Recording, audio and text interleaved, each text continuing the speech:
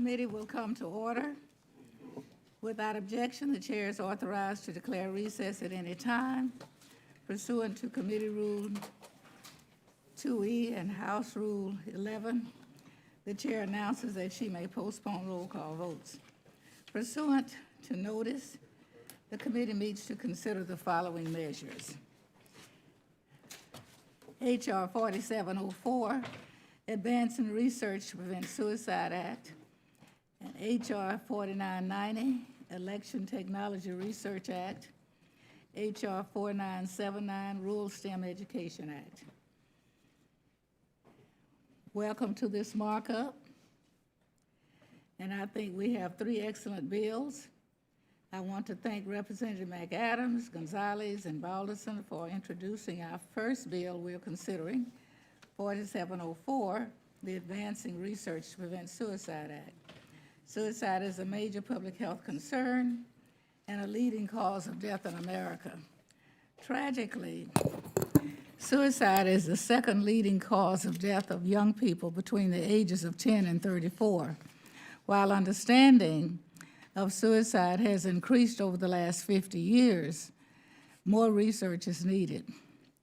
This bill directs the National Science Foundation to support research to improve our understanding of the complex risk factors that contribute to suicidal thoughts and behavior and inform efforts to save life. This is a critically important issue, and I thank my colleague from Utah for his efforts to address the problem. We will next consider H.R. 4990, the Election Technology Research Bill. A year from now, America will go to the polls to elect a president, select their representatives in Congress, and make many other important choices of local and state level. Transparent, fair, and secure elections are the bedrock of our democracy. While it is human behavior that governs the integrity of elections, the technologies used in elections are a source of vulnerability. Unfortunately, recent elections have been marred by several incidences involving outdated, malfunctioning voting machines. In addition, online voting registration databases in a number of states have been subject to attempted cyber attacks.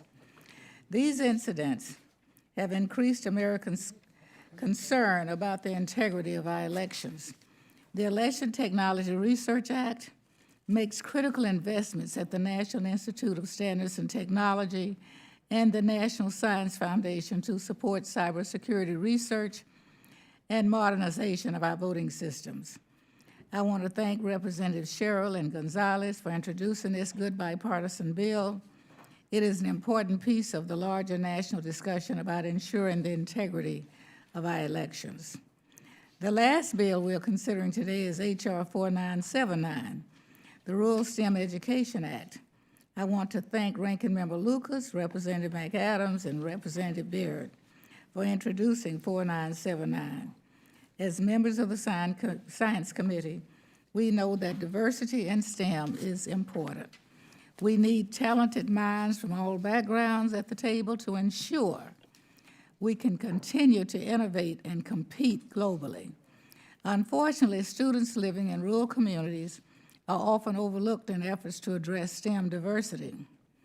This legislation directs the National Science Foundation to support much-needed research and program development to help to address the challenges rural communities face in providing high-quality STEM education. I urge my colleagues to support its passage out of committee.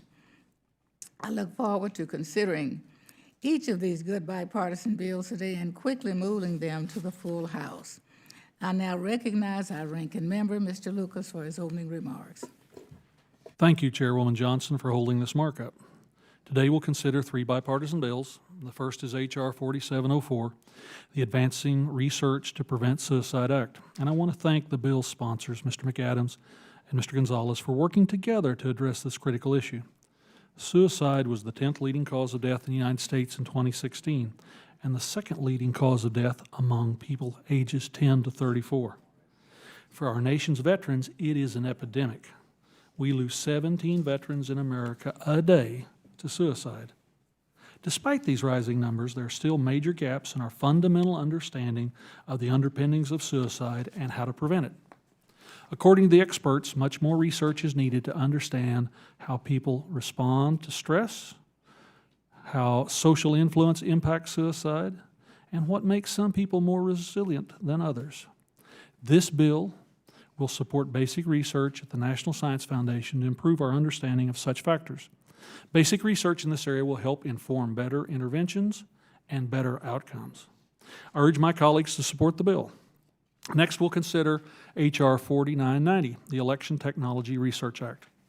I'm proud to join with Representatives Sherrill and Gonzalez and Chairwoman Johnson as a co-sponsor of this bill. The integrity and security of elections is fundamental to democracy in the United States, and it should not be a partisan issue. This bill makes appropriate steps to update research activities at the National Science Foundation and NIST to promote the security and modernization of U.S. voting systems. The bill also establishes the Election Systems Center of Excellence at NIST to foster collaboration between NIST, universities, and state and local officials to address security challenges. The U.S. Constitution vests the responsibility of administering elections with state and local governments. However, the federal government has an important role to play in providing guidance and assistance to states with election systems. The federal government can and should also work closely with state and local officials to deal with foreign and domestic cyber threats. This bill provides the research tools to do that without imposing costly or burdensome mandates on the states. I appreciate Chairwoman Johnson and her staff for working with us to produce a good bipartisan bill, and I urge my colleagues to support it. Finally, we'll consider H.R. 4979, the Rural STEMS Education Act, a bill I introduced with Representatives McAdams, Chairwoman Johnson, and Representative Baird. I'll speak more on the bill when we take it up in a few minutes. I once again want to thank Chairwoman Johnson for holding today's markup of these three bipartisan bills, and I yield back. Thank you. We will now consider H.R. 4704, Advancing Research to Prevent Suicide Act. The clerk will report the bill. H.R. 4704, a bill to direct the Director of the National Science Foundation. Without objection, the bill is considered as read and open to amendment at any point. I recognize Mr. McAdams to speak on this bill. Thank you, Chairwoman Johnson and Ranking Member Lucas. I'm proud today that our committee is advancing my bipartisan legislation to address the suicide crisis affecting our country. Nationwide, public health experts are tracking a troubling and persistent rise in the rate of death by suicide, a 30% increase from 2000 to 2016. Suicide is now the second leading cause of death among Americans ages 15 to 24, and the first cause for young Utahns in this age range. In fact, when I served as the mayor of Salt Lake County, 8 teenagers died by suicide in only one high school within the span of a single school year in Harriman, Utah.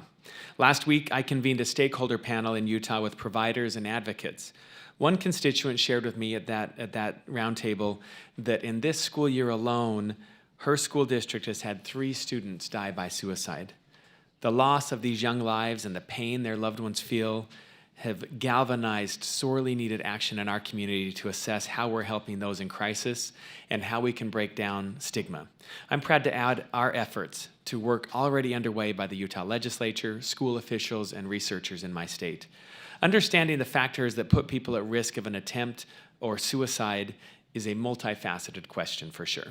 Not to mention the new issues and questions posed by economic and technological change that are reshaping how we live, how we connect, and how we communicate.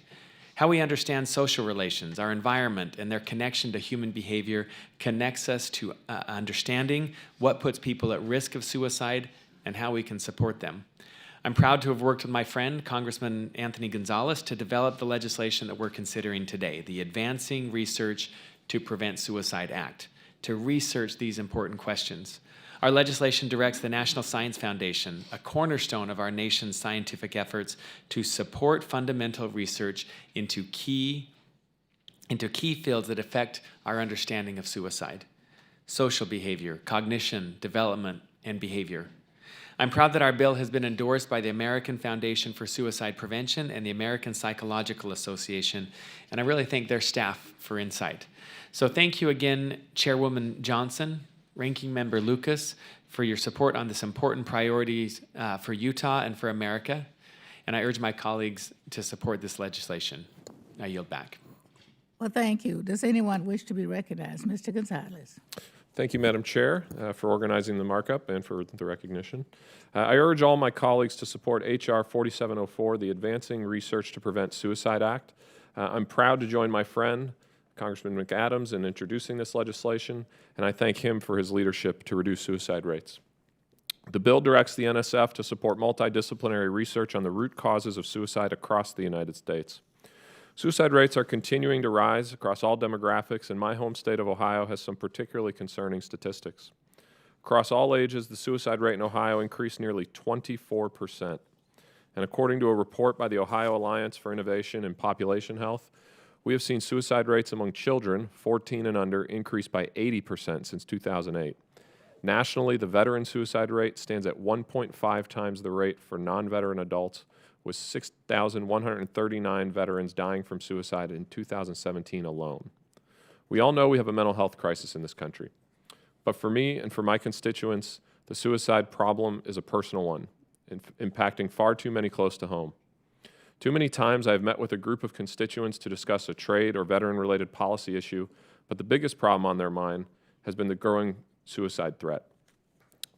This has resonated with me in a variety of ways. As many on the committee know, I was a professional football player at one point in my life, and in the last calendar year alone, I've had 3 different former teammates take their own life. This really resonated with me again when I was talking to someone at the Ohio Farm Bureau, and she explained that finding a way to help prevent farmer suicides had become a major initiative of the organization. Just this past Monday, during Veterans Day, we spent an hour and a half in a meeting talking about the terrible impact of suicides in our veteran community. The topic was not supposed to be specifically veteran suicides, but when we got into the issues with our veteran group, that became all that everybody wanted to talk about. So it is truly hitting every single sector of our society. And last year, a high school near my district suffered what CDC calls a suicide contagion, when 6 students killed themselves within a 6-month frame. That is why we need to address this issue. That is why I have introduced this bill alongside Congressman McAdams. The Advancing Research to Prevent Suicide Act will work to address suicide from all angles.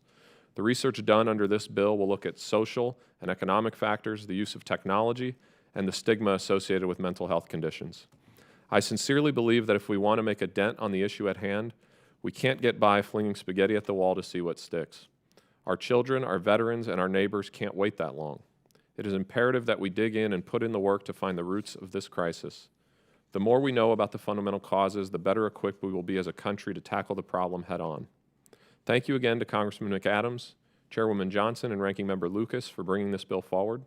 I'm encouraged by the bipartisanship already shown on this initiative, and I look forward to working with my colleagues to see this bill signed into law. I encourage all my colleagues to support this bill, and I yield back. Thank you very much. Any other recognitions desired? Ms. Horn. Madam Chairwoman, I move to strike the last word. I want to say thank you, Madam Chairwoman, for taking up this bill, and to my colleagues, McAdams and Gonzalez. This issue is, as they have mentioned, critically important across our nation and in my district in particular as well. And it's not a partisan issue, just as many of the other issues that this committee tackles. It is, however, a serious and urgent matter. Far too many lives are lost because Americans are suffering in silence. And Oklahoma is one of the top states impacted by suicide, as has been mentioned, is the second leading cause of death for teens and young adults. And we rank well above the national average for suicide rates among our nation's veterans. Stories that we heard last weekend in a town hall are heartbreaking and unnecessary. We can make a difference to reduce these alarming rates when we choose to take action, and I support H.R. 4704 because it takes an important step in the right direction. By advancing multidisciplinary research on the science of suicide, we can better get to the root causes and understand how to prevent it. Again, I'm grateful for my colleagues, Congressman McAdams and Gonzalez, as well as this entire committee for coming together on practical approaches that will help us reduce suicide rates. Thank you. I yield back. Thank you. Ms. Sherrill. I move to strike the last word. Thank you, Chairwoman Johnson and Ranking Member Lucas, for holding today's markup, and thank you Representatives McAdams and Gonzalez for introducing the Advancing Research to Prevent Suicide Act, which I am proud to co-sponsor. This bill directs the National Science Foundation to support research to further our understanding of suicide. The United States is experiencing an alarming rise in suicide, and tragically, these documented increases are most dramatic among our nation's young people. Suicide is currently the second leading cause of death among teenagers. A recent report from the Centers for Disease Control found that suicide rates among children 10 to 14 years old increased 56% from 2007 to 2017. In New Jersey alone, there were 100 documented suicides among 15 to 24-year-olds in 2017, the highest number in over 2 decades. Over the last year, my community in North Jersey has had to mourn the loss of several young people to suicide. Children took their own lives. They left behind parents, siblings, friends, classmates, teachers, and communities who are now grappling with their loss. We need to figure out what's driving these disturbing trends and do everything we can to address them. This bill will help advance our understanding of evidence-based ways to prevent suicide and to help those who struggle with thoughts of self-harm. Thank you so much for bringing it up today, and I yield back. Thank you very much. Any further requests for time? Hearing none, we will now proceed with the amendments in order on the roster. Our first amendment is Ms. Western. Thank you, Madam Chair. I have an amendment at the desk. The clerk will report the amendment. Amendment number 1, amendment to H.R. 4704, offered by Ms. Wexton of Virginia. Page 3, line 8, strike and. Page 3, line 11. As unanimous consent to dispense with the reading and without objection, so ordered. I recognize the gentlelady for 5 minutes to explain her amendment. Thank you, Madam Chairwoman, for yielding me time to explain this amendment. And although he did not hesitate to take the opportunity to move to the second row and leave me all alone here in the first row, I do want to thank the gentleman from Utah, Mr. McAdams, for introducing this important bipartisan bill. This amendment adds a research topic to the competitive grant program that this bill would create in the hopes of advancing research at the National Science Foundation on how drug and alcohol abuse relates to the science of suicide. Studies show that drug and alcohol abuse is often associated with cases of suicide. Alcohol intoxication is involved in 22% of all suicides in the U.S. At least 25% of alcoholics and drug addicts die by or attempt suicide, and 90% of people who fall victim to suicide suffer from a substance abuse disorder, depression, or both. There is clearly a correlation between suicide, substance abuse, and mental health, and we must advance research in these areas to help the many men and women whose mental illness and/or substance abuse leads them to die by suicide. Gaps exist in scientific understanding of the interaction between substance abuse and suicide, and my amendment would allow grant recipients to try to close those gaps by taking a deeper look at how drugs and alcohol affect a person's cognitive processing and brain function as it relates to suicide. In my home state of Virginia, the rate of individuals dying by suicide has risen over the past 10 years. In 2017 alone, more than 1,100 people died by suicide in my Commonwealth. The numbers associated with suicide are disheartening, and we need legislation like the bill before us today to better understand the science behind suicide so that we can help those who might be contemplating it before it's too late. I urge my colleagues to support this amendment and the underlying bill, and thank you. I yield back the balance of my time. Thank you. Is there further discussion on the amendment? The vote occurs then on the amendment. All in favor say aye. Aye. Those opposed, no. The ayes have it. The amendment is agreed to.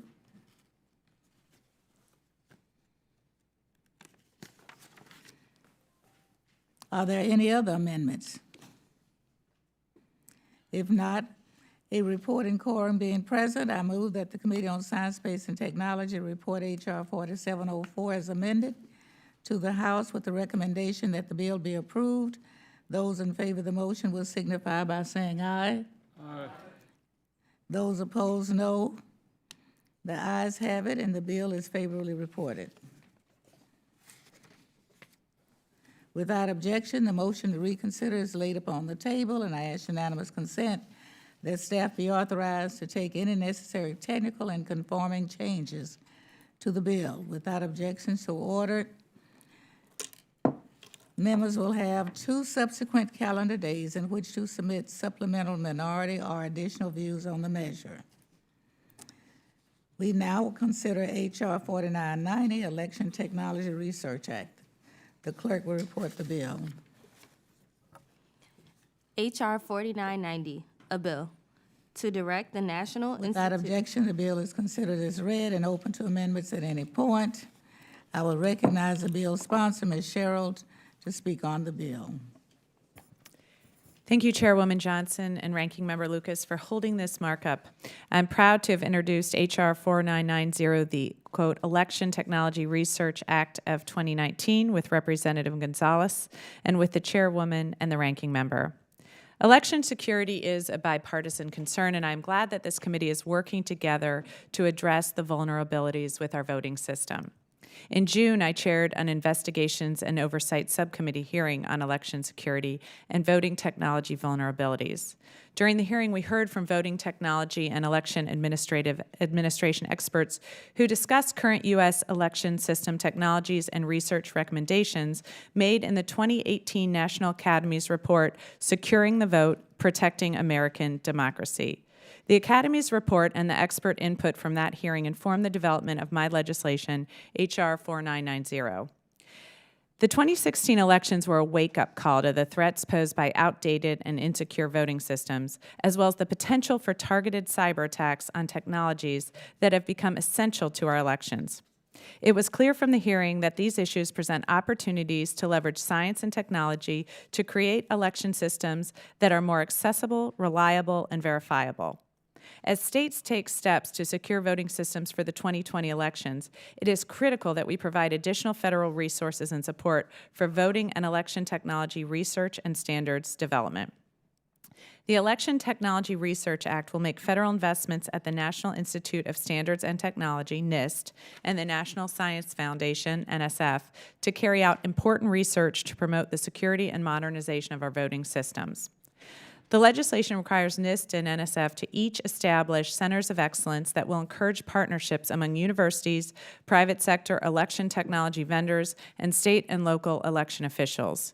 NIST's expertise in measurement, science, and statistical analysis, and NSF's expertise in fundamental computer science are critical to the security of our elections.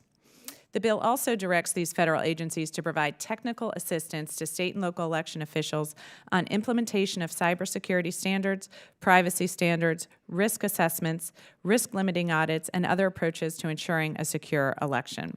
The bill will also amend the Help America Vote Act, which hasn't been updated in almost 2 decades, to allow federal grants to fund not just securing the voting machines, but also electronic poll books and voter registration systems. Overall, this bill will ensure that the technical underpinnings of our election architecture are even more solid. The U.S. has the capacity to build a better election system for the future, but doing so requires the attention from federal, state, and local governments, from election administrators, academia, and industry. It also requires a commitment of appropriate resources. Our democracy only works if all eligible citizens can participate in elections and be confident that their ballots have been accurately cast and counted. The Election Technology Research Act of 2019 will help make this possible. I want to again thank my colleague, Representative Gonzalez, for joining me in introducing this bipartisan bill. I also would like to thank SST committee staff, notably Janie Thompson, Dalia Sokolov, and Bristol English for their work on these issues, and I urge my colleagues to support this bipartisan bill. Thank you, and I yield back. Thank you. Any further recognition desired? Mr. Gonzalez. Thank you, Madam Chair. Election security is essential to our democracy, and I am glad to see the committee addressing it today in a truly bipartisan manner. My colleague, Congresswoman Mikey Sherrill, and I have been working together on this issue since being sworn in, and I'm glad to join her as well as Chairwoman Johnson and Ranking Member Lucas in introducing this bill. H.R. 4990, the Election Technology Act, is a bipartisan approach to addressing election security. The bill modernizes and secures U.S. voting systems by authorizing the National Institute of Standards and Technology, or NIST, and the NSF to conduct research on ways to improve and secure voting systems across the country. H.R. 4990 provides grant funding to establish a center of excellence in election systems. to promote the research and modernization of election practices. This center will foster collaboration between universities, nonprofits, private organizations, and state and local election officials. It will ensure we are using the best technology, research, and ideas at our disposal, and that local voices are heard throughout the process as we work to fight against bad actors and keep our elections safe. The Election Technology Act also amends the Help America Vote Act to update the definition of voting systems to match modern technology, encompassing electronic poll books and voter registration databases already being used in communities across the country. There is bipartisan consensus that an update of the voting systems definition is necessary to reflect the modern election technology being used by states today.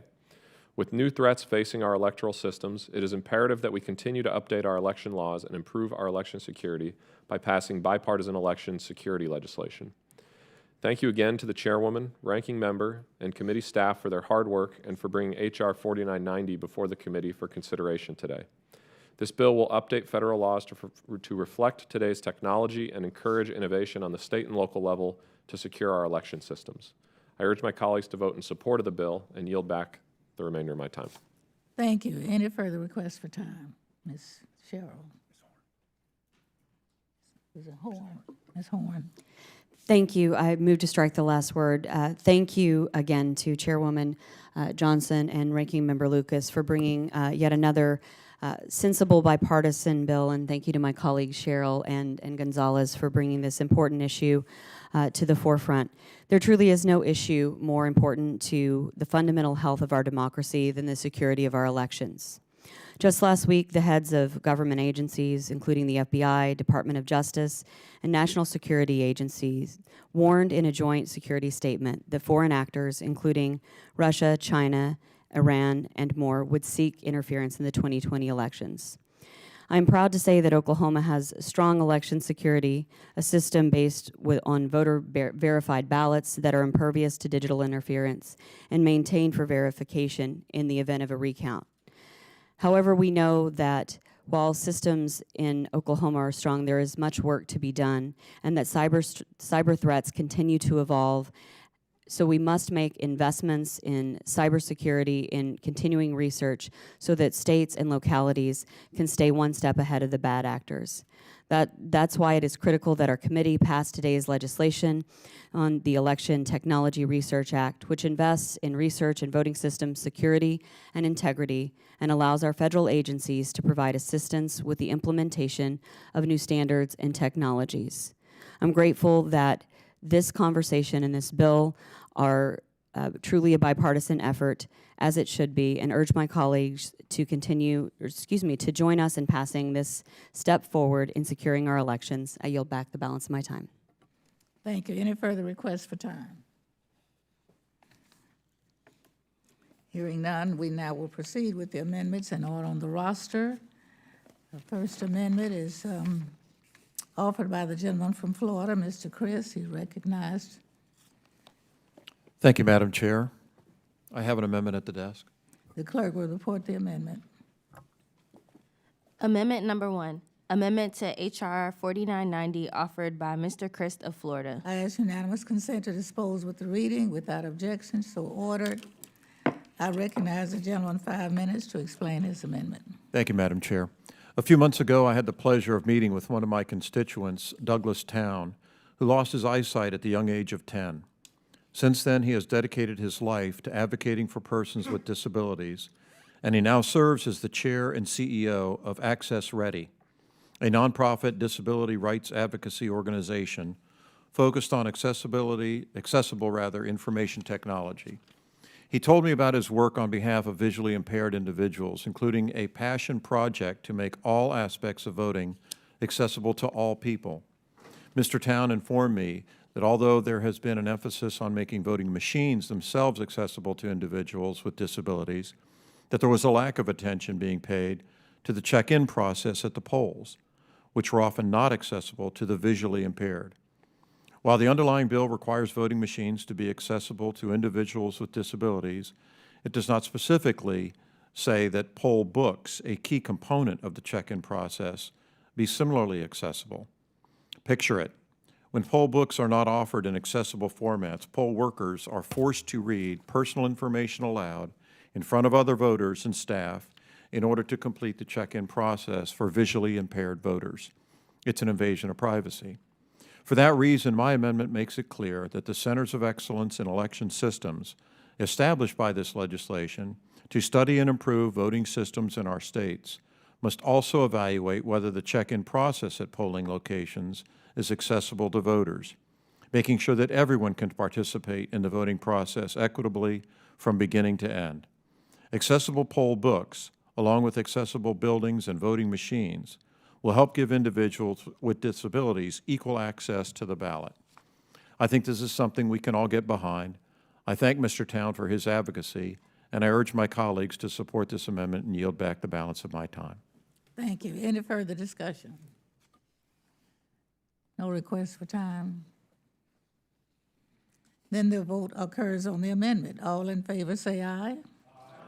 All opposed say no. The ayes have it. The amendment is agreed to. Are there any other amendments? If no, reporting quorum being present, I move that the Committee on Science, Space, and Technology report H.R. 4990 as amended to the House with the recommendation that the bill be approved.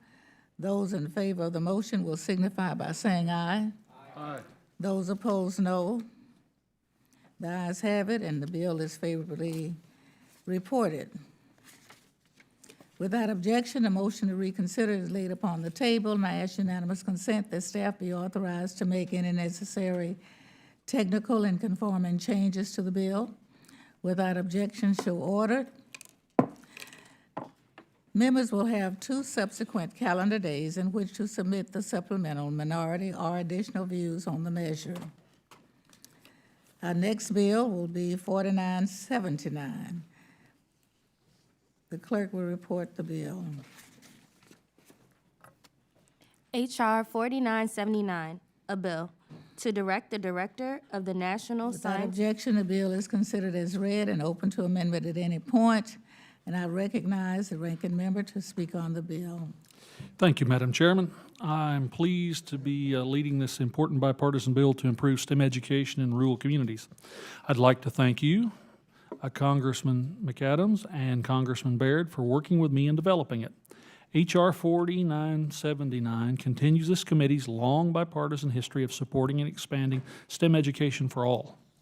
As the members of this committee know well, for the U.S. to remain competitive in a world economy, we must have a workforce skilled in science, technology, engineering, math, and computer science.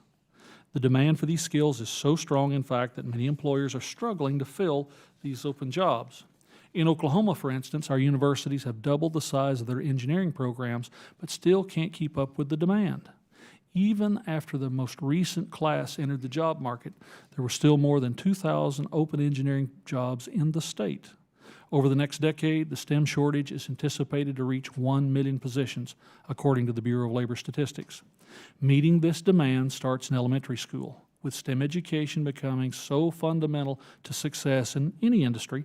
Finding ways to improve the quality of STEM learning everywhere is of critical importance. Over 9 million students in the United States, nearly 20% of the total K-12 population, attend rural schools. In Oklahoma, that number is even higher. 1/3 of our students attend rural schools. These students face a number of barriers to accessing high-quality STEM learning, including a shortage of trained science and math teachers, single teachers teaching multiple grade levels, a lack of access to advanced STEM courses, and few local university and industry partners. The Rural STEM Education Act supports research and development activities at the National Science Foundation to improve our understanding of the challenges rural communities are facing in providing and sustaining quality STEM education programs and take steps to address them.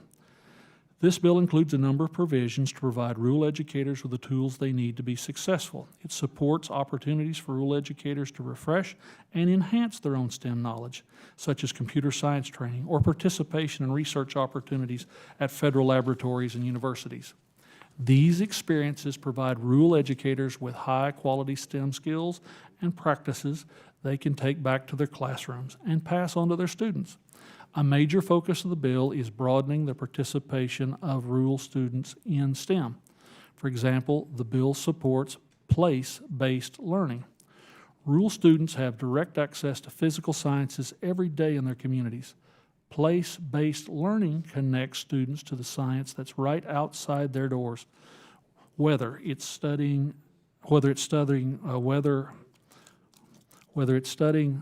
animal science out on the farm with FFA, or learning about local ecosystems out on the prairies and in the forest. That direct experience engages students and helps them understand STEM skills matter to everyone, not just students in white lab coats. H.R. 4979 also helps develop best practices for accessing and using computer-based and online STEM education courses.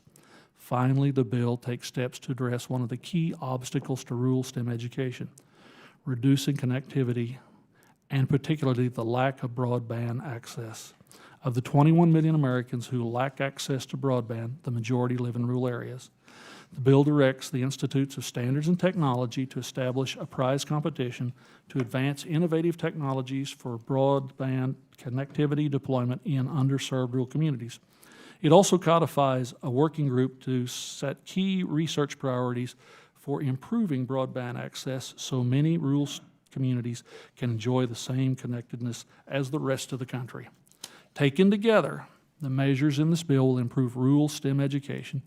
I believe rural areas represent one of the greatest yet underutilized opportunities for STEM education to enhance the United States' future STEM workforce.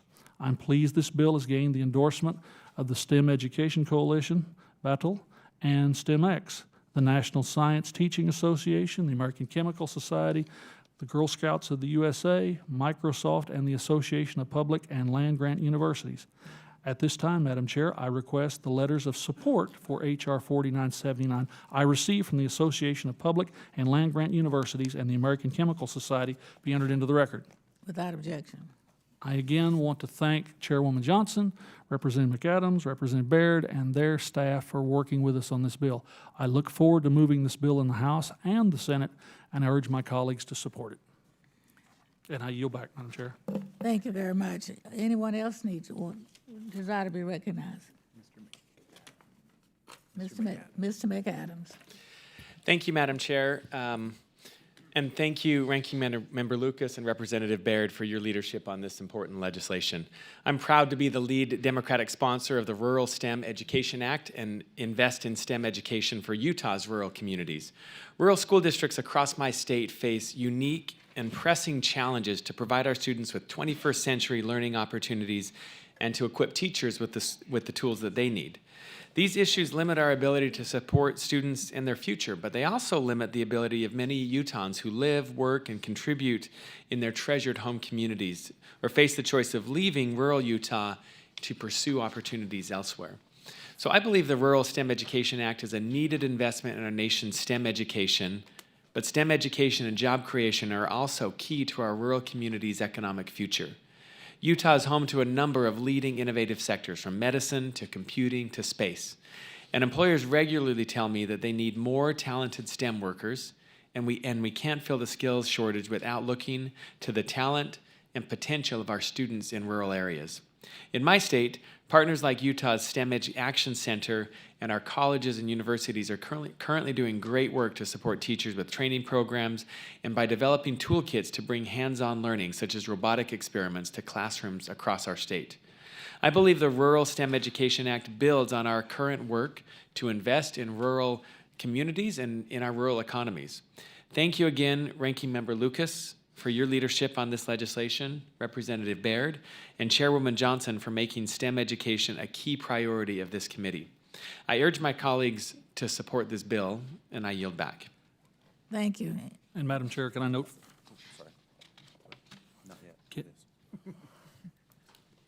Any further requests for time? Ms. Horn. Thank you, Madam Chair. I think it's impressive we have such an important slate of bipartisan legislation that I have impacts in my district. And And I want to say thank you to my fellow Oklahoman, Ranking Member Lucas, and to all of the leads on this bill. It is such a critical piece of the puzzle for economic growth and competitiveness. Just yesterday, in the Space and Aeronautics Subcommittee, we heard testimony from fellow Oklahoman and Apollo astronaut General Stafford, and as well as Tom Young, about the importance of growing our workforce in STEM education. We see that across a number of industries, and I hear that from companies across my district. And we know that over the next decade, the U.S. is expected to need at least 1 million more STEM workers than our current education pipeline can produce. Let me put it another way. Every single school day, our education system is falling behind by another 500 students. The reasons for this are complex, and this bill will go a long way to addressing them. This shortfall will have long-term economic consequences, not only for our economic security and competitiveness, but also for our national security. A short time ago, I visited a very small school in my district in a place called Asher. 400 people in this small community. And the story they shared with me about the limits of opportunities for learning STEM education is one that can also move young people out of what they think is possible into something else. By bringing in a robotics program and having support, these young people were introduced to the possibilities of a STEM career. And that's what this bill does. In rural communities, the students face significant barriers, as have already been addressed, including a shortage of teachers and a lack of resources. Madam Chairwoman, when we shortchange our students, we shortchange our future. And when we fail to invest in STEM education in our rural communities, we overlook students who might be the engine for the next great discovery, unmanned aerial vehicle, engineering a better battery, and on and on. I'm so proud to be a part of the bipartisan effort to pass the Rural STEM Education Act with my fellow members here in this bipartisan way, and know that students in rural communities are critical to helping us close this STEM skills gap and building our workforce and an economy to move forward. Today's legislation does just that, and I urge my colleagues to join me in supporting the Rural STEM Education Act. I yield back. Thank you. Thank you. Mr. Perlmutter. Thanks. I move to strike the last word. I thank the gentleman for bringing this bill. It's an important bill. I would be remiss. It's focused on geography, which needs to be. But I've had 3 groups come in the last few weeks that would like to make it STEAM and not STEM. And STEAM being architecture, they'd like to be in there, accountancy, and it really does address the 3rd group, which is agriculture. So just, I think it's a great bill. I fully support it, but there are some groups out there who feel they're losing a lot of potential employees and individuals who'd like to participate through these programs, and they'd like to make it STEAM. But for the time being, I support STEM and the gentleman's bill, and I yield back. Thank you. Any further requests for time? We will now then proceed with the amendments in order on the roster. Our first amendment is offered by Mr. Lucas. I have an amendment at the desk, Madam Chair. Read the amendment. Amendment number 1, amendment to H.R. 4979, offered by Mr. Lucas. I ask unanimous consent to dispose with the reading and without objection so ordered. Recognize the gentleman for 5 minutes to explain his amendment. Thank you, Chairwoman Johnson. This amendment provides technical changes to the legislation, incorporates feedback from relevant stakeholders, including the National Academies and the Office of Science and Technology Policy. I want to thank the Chairwoman and her staff for working with me to incorporate these important changes. I encourage my colleagues to support this amendment, and I yield back. Thank you very much. Any further requests for time?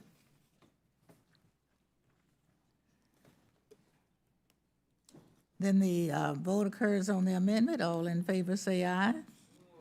Those opposed, nay. The ayes have it. The amendment is agreed to.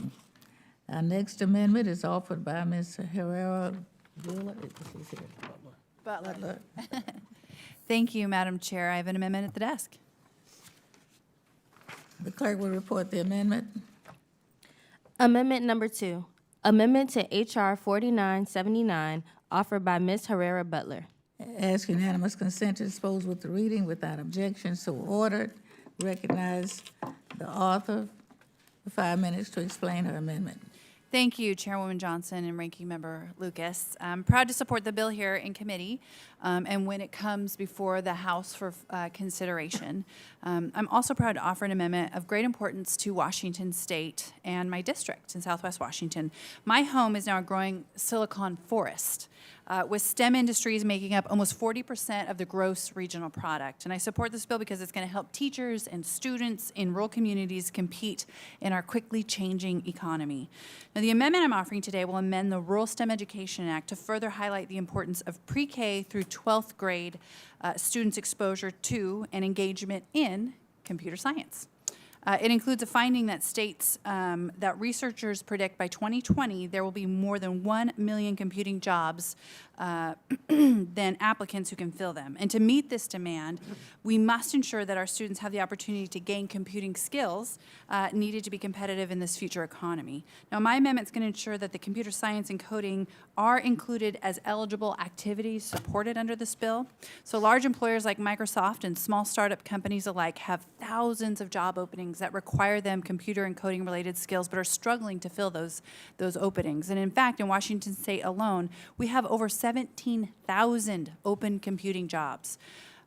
It is vital our students in our rural communities can develop these skills and compete for these good-paying jobs. My amendment ensures that the grants awarded by the National Science Foundation under this bill can be used to research and develop better teaching methods for coding and computer science skills. So I encourage all my colleagues to support my amendment, and with that, I yield back my time. Thank you very much. Any further requests for time? Mr. Lucas. Thank you, Chairwoman Johnson. I'd like to thank Representative Herrera Butler for offering this amendment, which highlights the importance and necessity of exposure to computer science in grades pre-K through 12. We know that the number of open computer science jobs across the United States greatly outnumbers the number of computer science graduates annually, most notably in rural areas. In Oklahoma, we have over 2,000 open computer science jobs. This demand is expected to grow, and of all future jobs, an estimated 70% will require skills in the fields of STEM, coding, computer science, data analysis, artificial intelligence, and computer thinking. Even farming has come to require those skills in order to utilize technology to reduce expenses and boost efficiencies. For example, artificial intelligence can help make pinpoint decisions about when to plant, when to water, how much fertilizer to use, when to harvest, and more. To meet this demand and ensure the students are prepared for the future, rural students must acquire computer skills through exposure to computer science learning in both the classroom and in formal settings. I appreciate Representative Herrera Butler's own work to promote STEM and computer science, which are so critical to her economy in her home state of Washington. I encourage my colleagues to support this amendment, and I yield back. Thank you very much. Any further requests for time? Seeing none, then the vote occurs on the amendment. All in favor say aye. Aye. Those opposed, no. The ayes have it, and amendment is agreed to. The next amendment on the roster is an amendment offered by the gentleman from Utah. And he's recognized, Mr. McAdams is recognized to offer his amendment. Thank you, Madam Chairwoman. I have an amendment at the desk. The clerk will report the amendment. Amendment number 3, amendment to H.R. 4979, offered by Mr. McAdams. I ask unanimous consent to dispose of the reading without objection, so ordered. The gentleman is recognized for 5 minutes to explain his amendment. Thank you, Madam Chair. As I said before, the Rural STEM Education Act is crucial legislation that we need to reach and empower our rural students, our teachers, and communities with high-quality STEM education opportunities. My amendment is a simple one that commissions a Government Accountability Office study within 3 years to review all federal STEM education programs serving our rural communities. The GAO will report on how our federal STEM programs are serving rural populations, report on their effectiveness, and also on the challenges they face in reaching rural communities. The report would also provide a descriptive list of all federal efforts to support rural STEM education. I believe this GAO report is a strong signal that Congress will remain committed to effectively investing in STEM education and supporting our teachers in rural communities. I urge my colleagues to support this amendment, and I yield back. Thank you. Any further discussion on the amendment? Madam Chair. Mr. Lucas. Thank you, Madam Chair. I support Representative McAdams' amendment, which directs the government accounting offices to conduct a study to gain a clearer picture of how federal STEM education programs are serving rural populations.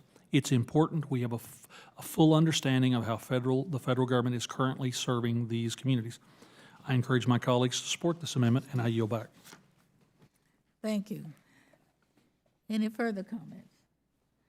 Okay, the vote occurs then on the amendment. All in favor say aye. Aye. Those opposed, nay. The ayes have it. The amendment is agreed to. Are there any other amendments? If no, a reporting quorum being present, I move that the Committee on Science, Space, and Technology report H.R. 7949 as amendment to the House with the recommendation that the bill be approved. Those in favor of the motion will signify by saying aye. Aye. Those opposed, no. The ayes have it, and the bill is favorably reported. Without objection, the motion to reconsider is laid on the table, and I ask unanimous consent that staff be authorized to make any necessary technical and conforming changes to the bill. Without objection, so ordered. Members will have 2 subsequent calendar days in which to submit supplemental, minority, or additional views on the measure. I thank everyone for being here, and our business is completed, and markups are concluded, and the committee is adjourned.